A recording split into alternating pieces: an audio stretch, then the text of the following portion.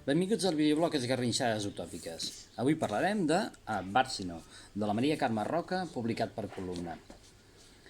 Aquesta novel·la, ambientada al segle II després de Crist, en ple imperi romà, parla sobre la Minícia, filla de l'il·lustre Luci Minici Natal Quadroni Ver, que havia protagonitzat la novel·la Bàrcino, de la mateixa autora, publicada ara fa 10 anys.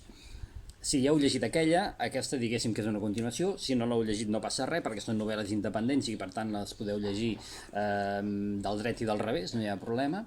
I en aquest cas el que explica és la vida de la Minícia, està centrada sobretot en la seva vida.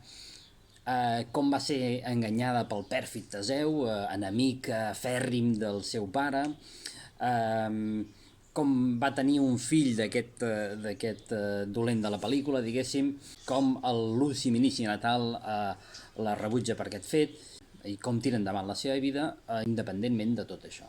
Un dels aspectes destacats del personatge és la passió que sent pels cavalls, potser diguéssim que és la reminiscència del seu pare la que la porta això i com això li marca en bona part el seu camí.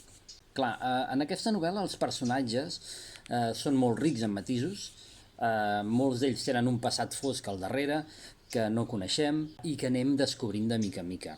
L'ambientació, la milimètrica documentació de la manera de viure dels romans d'aquells temps, la descripció dels espais, de la societat romana de la segona meitat del segle II després de Crist, la fa especialment, crec, apreciada pels amants de la bona novel·la històrica. Podríem dir que és una novel·la històrica de pes, ben documentada, molt ben narrada i amb personatges molt rics.